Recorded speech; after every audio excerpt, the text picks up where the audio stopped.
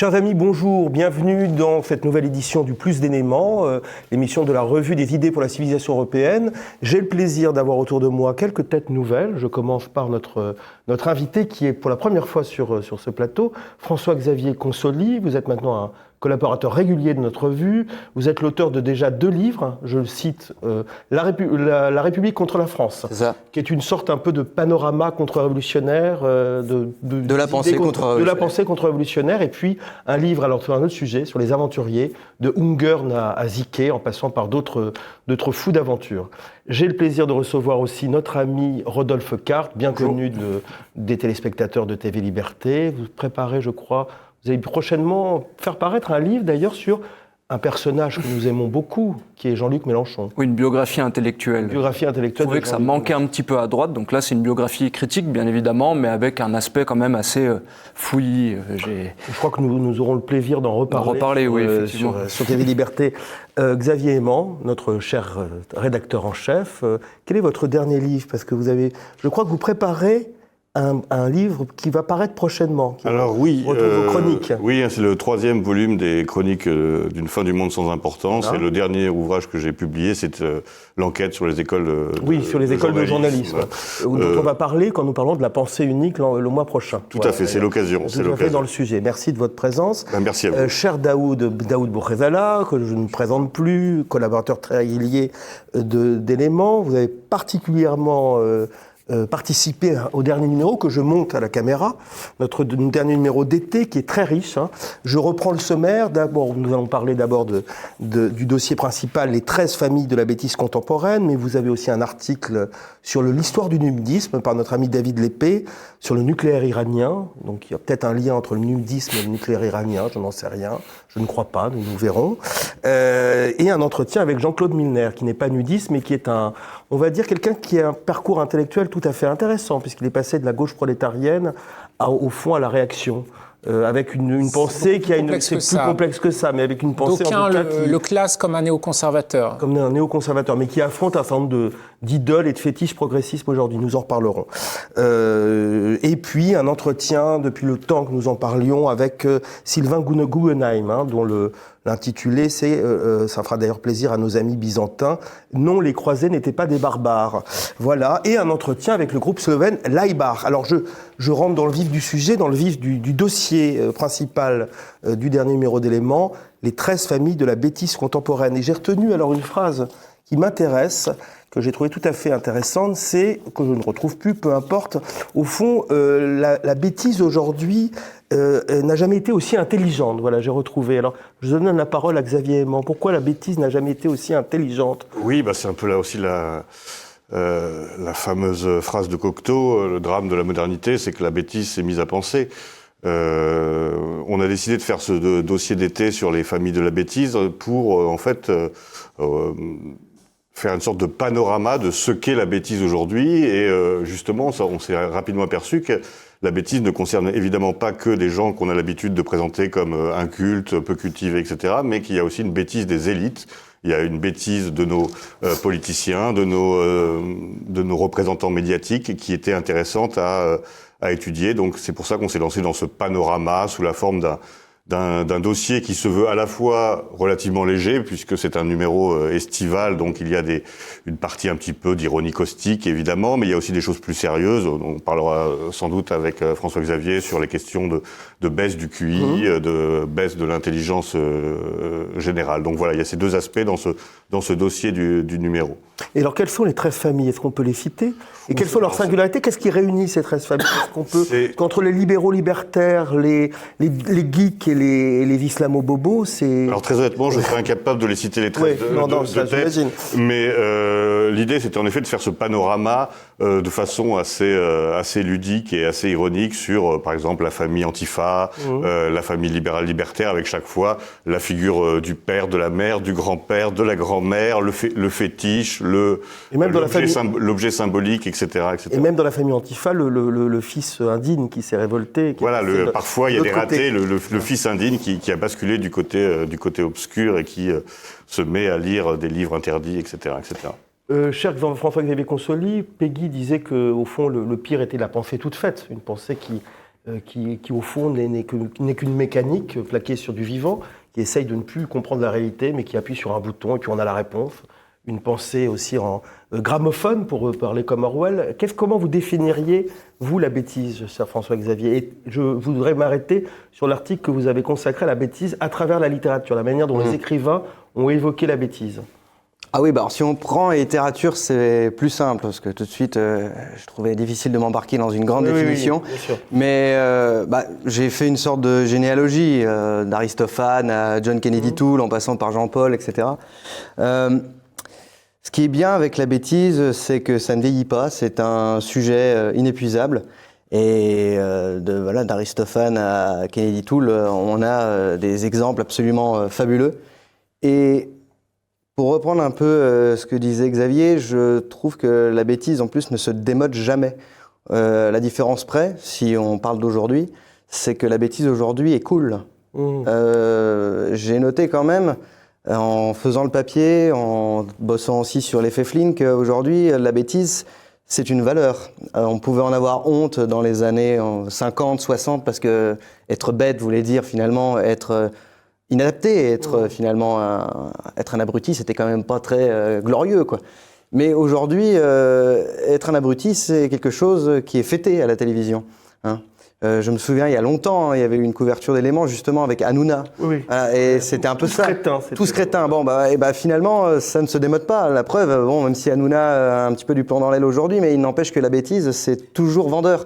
Et justement, on parlait d'élite, il y a la bêtise d'en bas, si je puis dire, et puis il y a la bêtise d'en haut. Mais c'est un petit peu comme la délinquance, hein, l'une a besoin de l'autre. Oui, mais d'ailleurs, à propos des élites, il m'est arrivé, je me permets de parler d'une expérience personnelle, à la terrasse d'un café, où je voyais quelques personnalités, sans doute, qui travaillaient dans le management, et qui me disaient « Ah, mais ce soir, j'ai envie de me laver le cerveau ». Ce qui est assez fascinant pour des gens qui appartiennent, soi-disant, à une élite. On rentre, on se met devant la télé ou devant TikTok ou que sais-je, et puis on déconnecte. Mais précisément, ça en dit long sur les soi-disant sachants. Si on a du niveau, si on est bac plus 12, si on est responsable RH dans je ne sais quelle entreprise privée, etc., et qu'on a besoin de se déconnecter, peut-être que finalement, dans le fond, on n'a pas besoin de déconnecter grand-chose. Est-ce que vous pensez que les formes de la bêtise ont changé? Il y a eu une bêtise religieuse, il y a une bêtise athée et anti-religieuse. Ou est-ce qu'au fond, c'est superficiel, et qu'au fond, la bêtise reste un même rapport à la réalité? Est-ce qu'au fond, entre la bêtise pseudo-émancipée et la bêtise religieuse, il y a plus de liens qu'entre l'intelligence religieuse et l'intelligence philosophique, par exemple? Si on se base sur l'intelligence, pas l'intelligence, mais la bêtise religieuse, étant donné que nous vivons dans un monde sécularisé où il n'y a plus de religieux, mais le religieux s'infiltre partout, quoi qu'il arrive. Le nouveau religieux aujourd'hui, qui est l'image, qui est la popularité, la starification, etc., a bien remplacé la fameuse bêtise religieuse, puisqu'aujourd'hui, finalement, on communie devant la télé, devant TikTok, devant Instagram ou que sais-je, mais la bêtise est toujours là, mais elle est cool. Oui, et elle est parodique aussi. Elle est parodique. Oui, et la bêtise, c'est aussi une forme, entre guillemets. C'est-à-dire que quel que soit le contenu, c'est par exemple la certitude absolue, la doxa. Que ce soit en effet la bêtise religieuse ou anti-religieuse, elle s'exprime souvent par le fait de refuser le débat, de refuser la contradiction et d'être persuadé de son fait, de son savoir. Et ça peut en effet avoir tous les contenus possibles, mais cette forme de refus du débat et d'excommunication de toute contestation de sa pensée est sans doute, à mon sens, la forme de bêtise la plus répandue à l'heure actuelle. C'est-à-dire que les gens sont persuadés de savoir et ne veulent pas qu'on remette en cause leur certitude. On le voit sur les réseaux sociaux, où dès qu'il y a la moindre contestation, on tourne tout de suite à l'invective ou à l'agressivité, parce que plus personne n'admet pouvoir avoir simplement tort. Et pour moi, ça, c'est vraiment une forme de bêtise, et elle peut avoir en effet toutes les étiquettes politiques possibles. Mais c'est cette forme de pensée qui est pour moi, en effet, l'expression de la bêtise contemporaine. Ne peut-on pas dire que la bêtise contemporaine est aussi une bêtise très heureuse d'elle-même? Moi, je suis fasciné par un personnage qui est presque un personnage comique d'ailleurs, qui s'appelle Mathieu Slama. Et Mathieu Slama, non seulement est heureux des fadaises qu'il peut dire, ou des slogans qu'il répète, un peu d'ailleurs servilement, mais si on lui parle de la bêtise aujourd'hui, mais non, on lui parle par exemple de l'effondrement du système scolaire. Non, les enfants n'ont jamais été aussi intelligents. Ils sont beaucoup plus intelligents que leurs ancêtres qui étaient prisonniers des dogmes religieux, de la tradition, de la famille, etc. Est-ce que ce qui singularise la bêtise contemporaine, c'est cette, vous l'avez dit un peu, cette absence complète de doute, mais c'est ce bonheur, ils nagent dans le bonheur, ils sont heureux d'être bêtes et ils ne se rendent pas compte sans doute. Mais ce qui est fabuleux avec des gugus, parce que c'est exactement ça, des gugus comme Slama, c'est que là on est dans la caricature au carré, quoi. C'est-à-dire qu'on a des gens qui posent un constat, qui posent une soi-disant pensée, qui disent c'est comme ça, et on peut leur mettre sous le nez une tartine en disant mais regardez, c'est pardonnez-moi l'expression, mais c'est de la merde qu'il y a sur la tartine. Ah non, c'est de la fraise. C'est de la fraise. Et quoi qu'il arrive, ça sera de la fraise parce que je l'ai décidé. Donc c'est ça, c'est-à-dire que, comme tu disais Xavier, on a des gens qui invectivent et de l'autre, on a des gens qui refusent qu'on leur explique qu'ils ne savent pas. Parce qu'en fait, ils ne veulent pas apprendre. Et c'est ça aussi la bêtise. La bêtise, aujourd'hui, c'est ne pas reconnaître justement qu'on ne sait pas. Et faut être assez intelligent finalement pour savoir qu'on est un peu bête et qu'on est limité. Et aujourd'hui, non, on n'accepte pas d'être limité, on n'accepte pas de ne pas savoir. Au fond, la bêtise est liée aussi à une forme d'orgueil très contemporain, de l'homme qui se prend pour un dieu, et au fond un homme profondément limité et idiot. Est-ce que vous avez à rajouter quelque chose sur le dossier sur la bêtise ? Est-ce que vous pensez qu'il faut renouveler tous les 10 ans, faire un dossier sur la bêtise, puisque comme la bêtise, il y a des formes inédites qui naissent ou des Je crains qu'on puisse idiots. le faire, en effet, assez longtemps dans l'avenir, assez régulièrement. Encore une fois, on a aussi fait ce dossier pour nous amuser, parce que si on parle de la bêtise de façon trop componctueuse, on risque nous-mêmes de tomber un peu dans la fatuité. Donc c'était pas le but de l'opération, mais c'est vrai que c'est un problème contemporain. On a l'impression que la bêtise aujourd'hui est en effet encouragée. Elle est développée, à mon sens, volontairement. L'effondrement, par exemple, de l'éducation nationale n'est pas du tout fortuit ou n'est pas du tout inattendu. C'est une volonté politique qui est en place. Puisqu'il est évidemment beaucoup plus facile de régner et de dominer une population de gens incultes et crétins que de gens un minimum cultivés et en tout cas un minimum éclairés. Donc un des drames pour moi de notre époque, c'est que cette bêtise qui a toujours existé, dont on a tous en nous une part de bêtise, etc., mais qui était très longtemps combattue, elle est aujourd'hui encouragée par les institutions, par l'environnement culturel, et c'est ça qui, je trouve, est une spécificité de notre époque.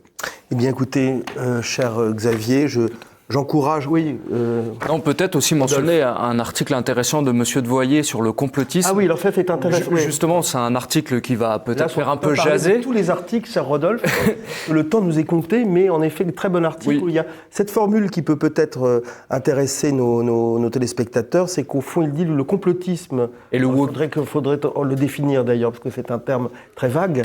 Le complotisme est à la droite ce que le wokisme est à la gauche. Je trouve que c'est... Oui, alors il va intéressant. À mon avis, faire jaser. Mais peut-être un point intéressant, c'est que bien évidemment, il faut critiquer la doxa, on va dire la parole autorisée que peuvent nous déverser les médias dits de grand chemin. Mais par contre, dire l'inverse de ce qui se dit, on va dire, à la télévision ou justement dans ces médias autorisés ne nous fait pas automatiquement tomber aussi dans le vrai. Donc là aussi, c'est peut-être une paresse qu'on peut retrouver parfois dans nos milieux. Il ne suffit pas de parler en négatif de nos élites pour tomber sur le vrai. Donc c'est un article, à mon avis, assez intéressant parce qu'il nous oblige, entre guillemets, à l'exigence et peut-être à nous sortir parfois d'une certaine paresse, même si, comme vous le dites très bien, Olivier, la notion de complot est aussi critiquable en soi. Parce qu'on sait qu'aujourd'hui, c'est un stigmate qu'on nous oppose, justement.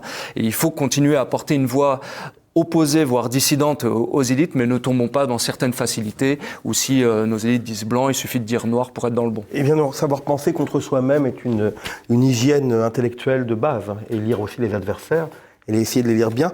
Pour devenir moins bête, évidemment, lire Éléments tous les 2 mois, cher Xavier Aimant. Tout à fait. Je pense que c'est aussi l'hygiène intellectuelle de lire Éléments.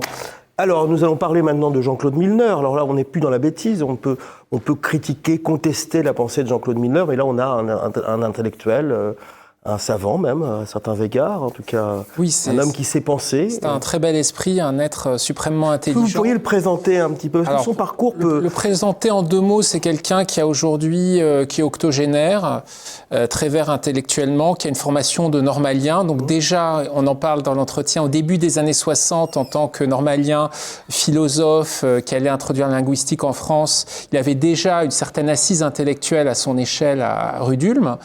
Et c'est quelqu'un qui, notamment, à partir de ces années de normalien, a milité dans un premier temps auprès des étudiants communistes, un cercle dont il a été exclu, on le raconte d'ailleurs pour déviation lacanienne, puisqu'il a aussi frayé un temps avec Lacan. Il a fréquenté même le propre gendre de Lacan, Jacques-Alain Miller, et dans ces cercles, il a rencontré un certain Béni Lévy, avec qui il allait cheminer au sein de la gauche prolétarienne dans les années 70, ce groupuscule maoïste tristement célèbre. Et puis, comme vous le savez, chacun ensuite a poursuivi son chemin. Béni Lévy qui s'est tourné vers l'étude juive, on en parle, et puis Jean-Claude Milner qui est devenu un intellectuel un peu inclassable, avec certains éléments qui peuvent le rapprocher d'un certain conservatisme, et en même temps avec quelques angles morts. Par exemple, il réfute totalement la notion d'identité. Il a cette boutade dans l'entretien, mais qui est tout à fait sincère dans sa bouche, lorsqu'il dit l'identité, il y a des papiers pour ça, en fait.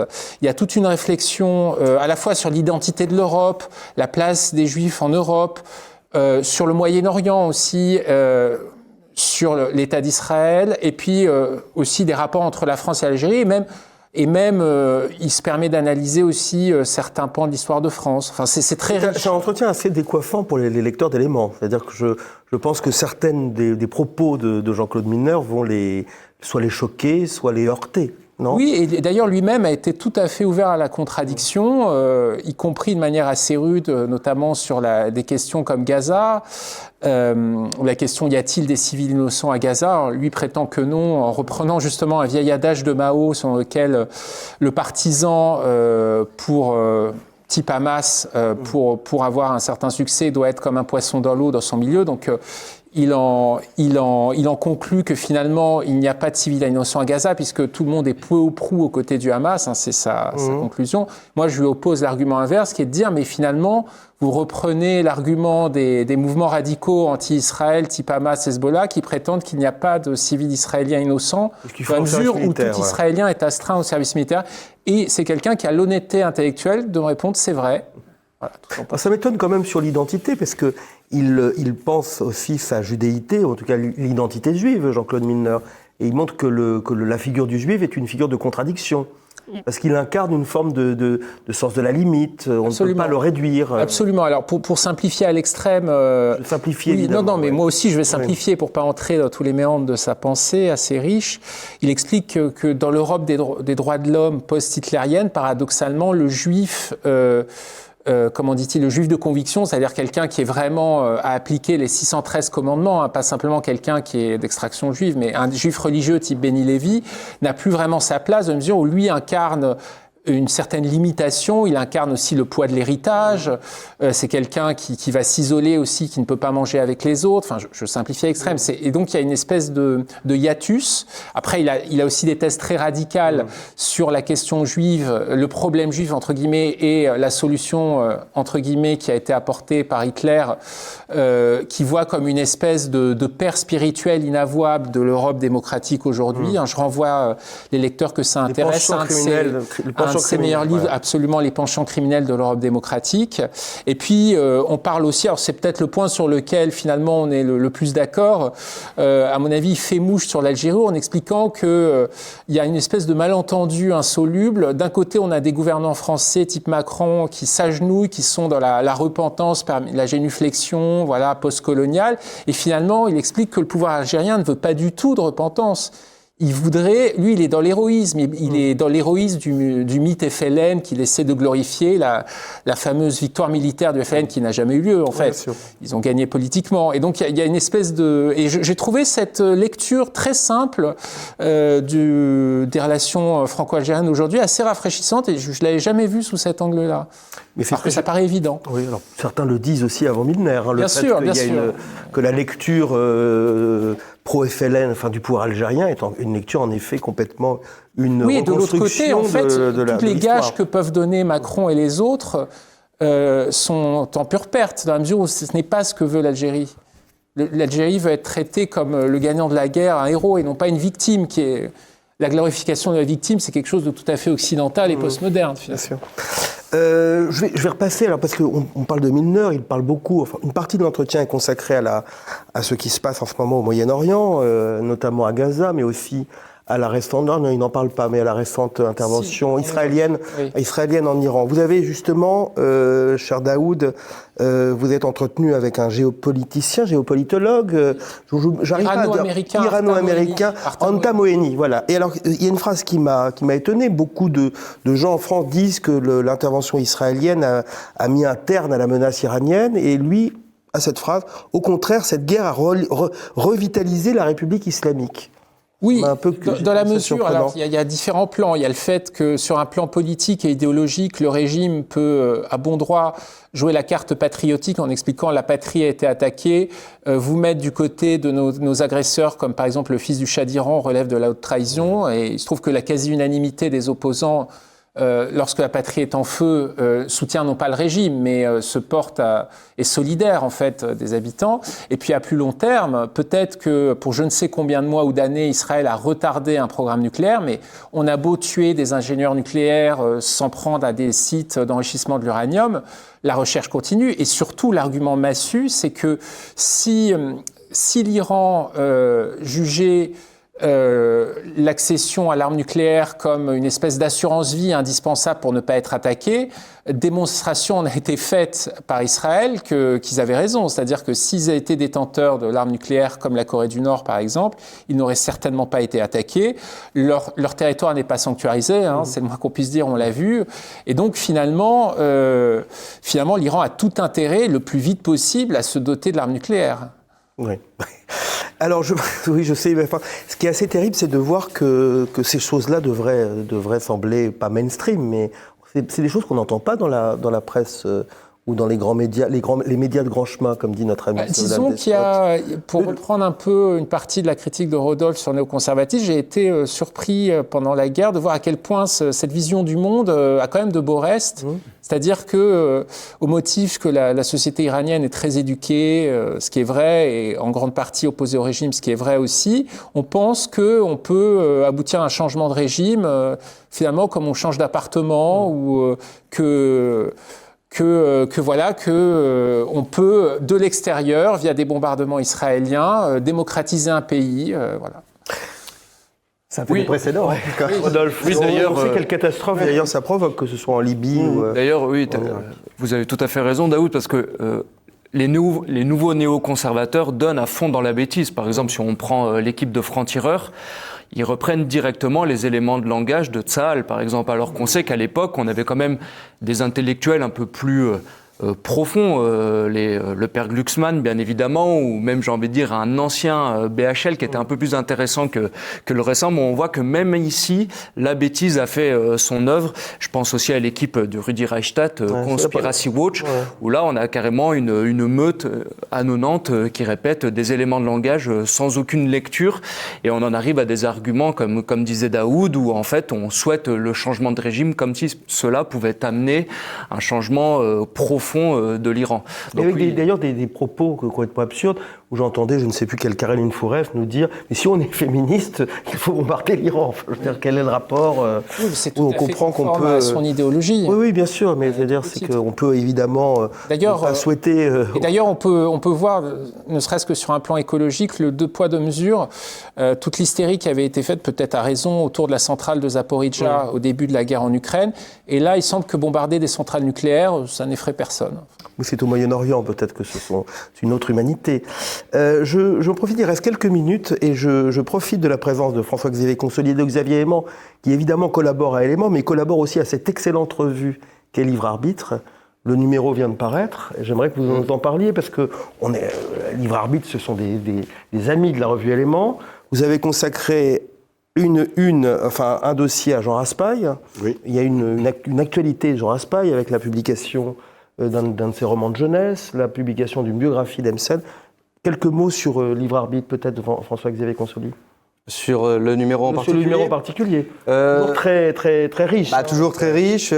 C'est presque une gageure aujourd'hui de faire une revue de cette épaisseur. 120 pages, plus de 120 pages. Mais bon, quelque part, c'est une volonté. Plus c'est inutile, plus c'est beau. Alors on va dire. Mais non, mais ce qui est vraiment bien avec cette revue, c'est que on peut parler à fond du sujet. On peut creuser quand on aime un auteur, que ça soit Raspail, que ça soit d'autres. Il y a eu Lovecraft avant, il y a eu Jack London, etc. On peut passer par plein de biais différents. Et ça, c'est très intéressant. Et en plus, à chaque fois, on a quand même des retours qui sont vraiment... c'est ça fait vraiment plaisir quand même de se dire... c'est un travail de qualité, en tout cas, je pense que c'est un travail de qualité, mais à la fin, ça se vérifie. Ça se vérifie, donc je rappelle le dernier numéro d'Éléments, mais ça n'empêche pas de lire aussi le dernier numéro de la revue Livre Arbitre, dossier principal Jean Raspail, ça va apparaître à l'écran.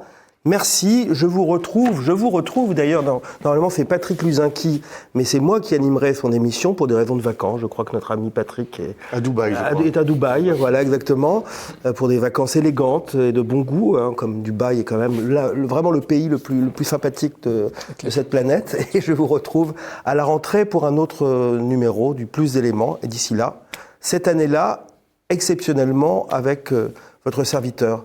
Merci à vous, au revoir, bonne journée, bonnes vacances si vous êtes en vacances, au revoir.